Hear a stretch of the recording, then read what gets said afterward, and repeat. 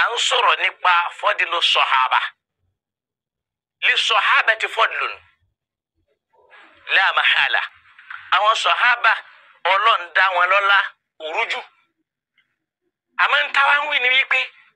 káwa sọ pé nìkan lọ́lá jẹ nìkan lọ́nù wọn kò sẹ́ni ó mọ̀ àfọlọ́hun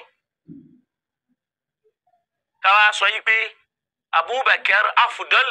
min Usman aw min Umar aw Umar afudal min Usman aw Usman afudal min Ali ìmọ̀ràn ò sí lọ́dọ̀ ẹnìkan pé nìkan ló lọ́lá jù ìta sì fi mọ̀ ní wípé gbogbo tàlùkùránì bá fẹ́ sọ̀rọ̀ wọn láyé kì í sọ pé nìkan lọ́lá jẹ nìkan nù wọn àwa tara bẹ̀ mọ̀ wípé tàlùkùránì bá fẹ́ sọ̀rọ̀ àwọn sàhábà yóò pa wọ́n pọ̀ lóòótọ́ nǹkan kan máa ṣẹlẹ̀ tá a máa sọ wípé àyà yìí sọ̀kalẹ̀ nítorí sàhábà kan ẹ wá wo tàlùkùránì sọ fún wa tá a bá ka Suratu Tawba àyà 100 ó ní was-sabiquna al-awwalun من المهاجرين والأنصار والذين تبعوهم بإحسان رضي الله عنهم ورضوا عنه وأعد لهم جنات تجري تحت الأنهار خالدين فيها أبدا ذلك الفوز العظيم Ọlọ́run dá wọn pọ̀ ni kò yá ẹnìkan sọ́tọ̀ kó wá máa sọ yìí pé o àyà yóò ní was-sabiquna al-awwalun àwọn tí wọ́n ṣáájú tí wọ́n kọ́kọ́ gba wájú tí wọ́n jẹ́ ní àkọ́kọ́ minal muhajirin nínú àwọn tí wọ́n ṣe hijira ṣé Abubakar nìkan ló ṣe hijira ni ṣé Umaru nìkan ló ṣe hijira ni ṣé Usman nìkan ló ṣe hijira ni as-sabiquna al-awwalun Ọlọ́run ò yọ ẹnìkan sọ́tọ̀ minal muhajirin nínú àwọn tí wọ́n kú ní Maka tí wọ́n ṣe hijira lọ Medina wal ansar àtàwọn tí wọ́n gbà wọn lálejò tí wọ́n ràn wọ́n lọ́wọ́ tí wọ́n ṣàánú wọn walladhina taba'uhum bi ihsan àtàwọn tó já sí pé lẹ́yìn táwọn tó ṣáájú yìí ṣe hijira àwọn míì tó padà tó ṣe hijira tẹ̀lé wọn àwọn míì tó gbà wọn lálejò lẹ́yìn àwọn yìí nínà Ọlọ́run radiyallahu anhum lórí tí wọ́n ṣe yẹn ìwà tí wọ́n wù was-sabiquna al-awwalun àwọn tí wọ́n ṣáájú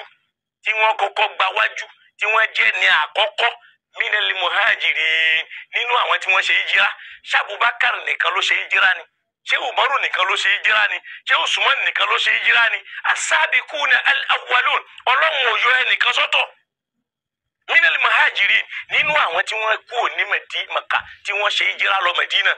wal ansar àtàwọn tí wọ́n gbà wọn lálejò tí wọ́n ràn wọ́n lọ́wọ́ tí wọ́n ṣàánú wọn walladhina taba'uhum bi ihsan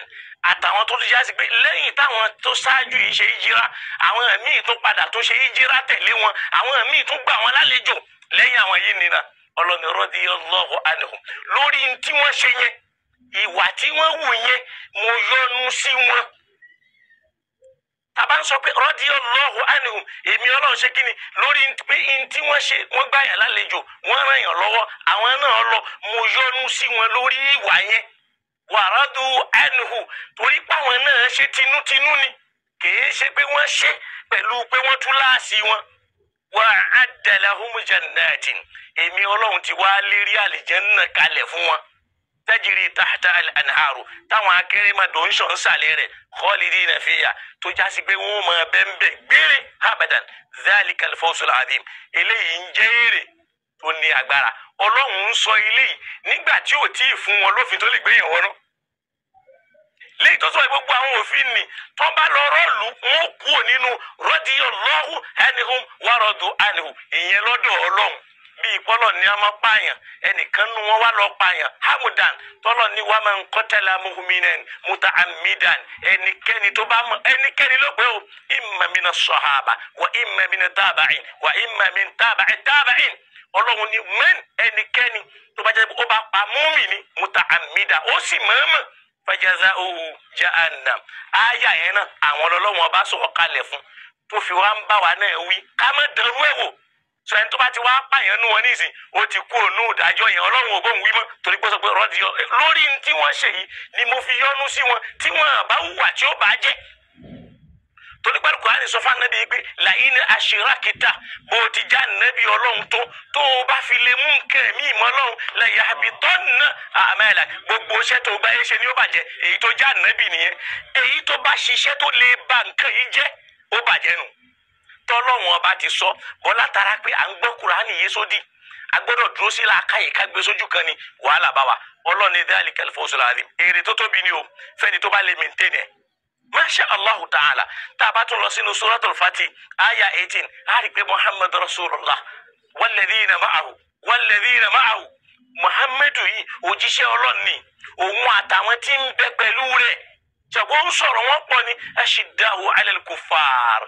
wọn yìí fojú yẹpẹrẹ mú káfìrí ruhamahu baynahum àwọn ọmọ láàánú láàrin ara wọn ni ó dẹ̀ ni Muhammad rasulullah Muhammadu tó ń jòjíṣẹ́ Ọlọ́run walladhina ma'ahu àtàwọn tí wọ́n gbà á gbọ́ ashiddahu 'ala al-kuffar kèfèrí làwọn máa kọjú sí ìyẹn fi hàn pé ẹni tó bá ti kọjú sí mùsùlùmí laysa ma'a rasulillah kò sí pẹ̀lú ojúṣe Ọlọ́run torí pé Al-Qur'ani náà ti sọ bẹ́ẹ̀ fún wa la takunu kalladhina tafarraqu wa ikhtalafu ẹ má dàbí àwọn kan ṣe pé tafarraqu wọn pinra wọn yẹlẹyẹlẹ wa ikhtalafu wọn wá ń ṣọ̀tọ̀tọ̀ wọn ń takura wọn lẹ́yìn tá a ti fún wọn lálàyé ọ̀rọ̀ lahum adhabun alim wọn ó jìyà ẹlẹ́tẹ̀ ìró